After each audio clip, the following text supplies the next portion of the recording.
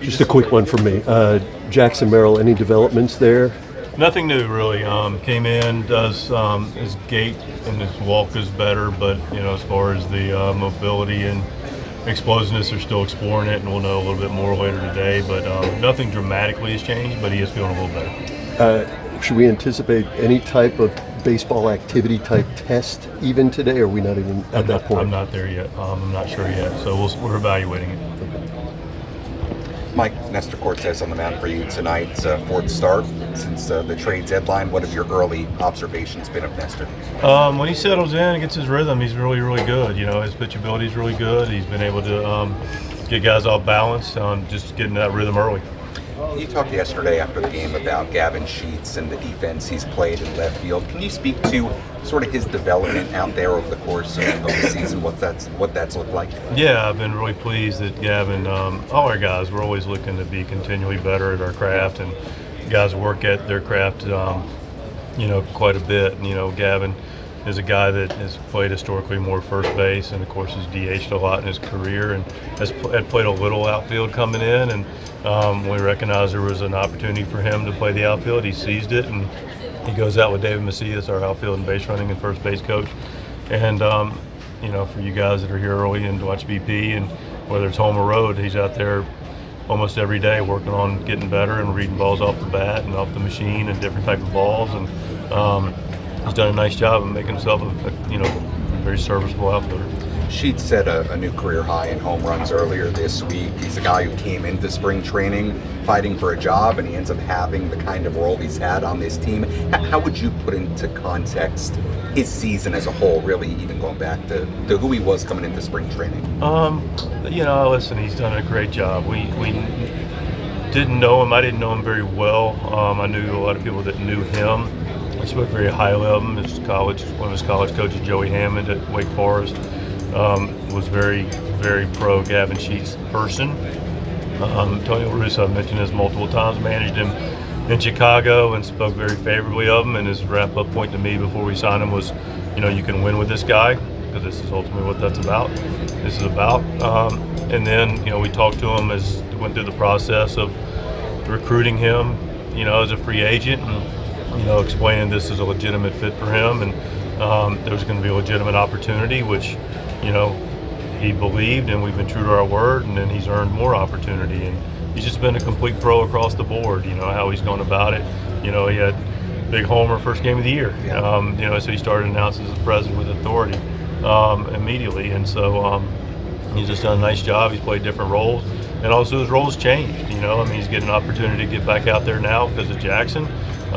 His role changed because of the addition to O'Hearn, and he's handled everything, whether it's a new opportunity, whether it's less opportunity, whatever the opportunity is, he's been ready and been productive, and that's what good teams have, and he's been a great representation of who we want and need out of Gavin Sheets as a Padre.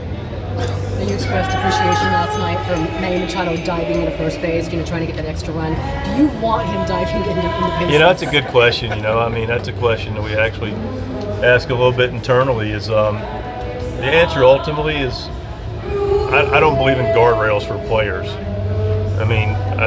Do not do this, do that.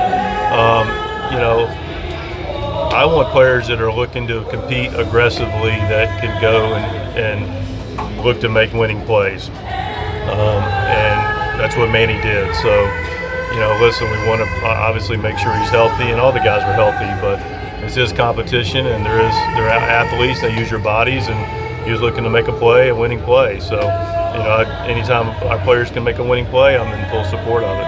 I know Manny spoke last night about how much that seeing you Darvish succeed, how much it meant to him, considering how hard he's worked to get back. Is what you saw last night exactly what you guys expected from Darvish as he worked his way back from the injured list? Once he gets to a point, listen, I applaud you for working his way back to where he's gotten to. Organization's been patient, rightfully so, and Hugh's done his part to do his, to get back and be ready to compete. But the expectation is when whoever comes back on that major league field is capable of doing what their talent belies, and so the expectation would now maybe not be able to go quite as deep in games with Darvish, knowing that, we want to be smart about his usage and so forth. But as far as his ability to go perform and compete, there was an expectation he was going to go pitch like Yu Darvish, and he has. There was a guy named Kenny Dixon who did it when I was growing up as a clubhouse kid with the Orioles, and he could throw like 87. He's a right-hander, got a little bit of big league time, but he could throw left-handed, like it looked like he was left-handed. I saw the video of Darvish throwing a side left-handed, and it looked like he threw left-handed. It's amazing, that guy's body control. Answer your question, two guys. Yeah, I've seen some guys. Well, now the kid, I can't recall his name, so I apologize. Did he? Yeah, I saw him pitch in AAA in the big leagues. Like, he did a big league game. It's pretty impressive. But it's an amazing skill set. I know there's a younger guy that's coming up that's like throwing gas from both sides. They got Kenny Dixon like on the mound and clocked him back. Yeah. Have you guys clocked Darvish from the bullpen? No. I mean, it may be a point worth exploring with you at some point. On and off. On your third day, can you come in and get a lefty out? But we haven't gone there. Speaking of lefties, it's easy for a guy like Wentz-Bratler to get overlooked with all the big names in the bullpen. But talk about the great year that he's had.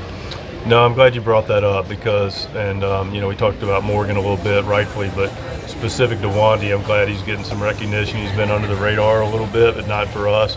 He's gotten some huge outs. He's also pitched in a lot of different places. Those other guys, it fluctuates too. I mean, Morhone picked up the 4th and grabbed the 9th the next day. So all our guys have been pretty open to pitching in different places, but Wandy's been as good about that as anybody, and he's thrown the ball very well, and he's been good against lefties, but also Wandy actually this year has been better against righties. He keeps the ball on the ground, and he's been really efficient, and he's been able to grab multiple innings. He's done a phenomenal job for us, a big part of our club's success.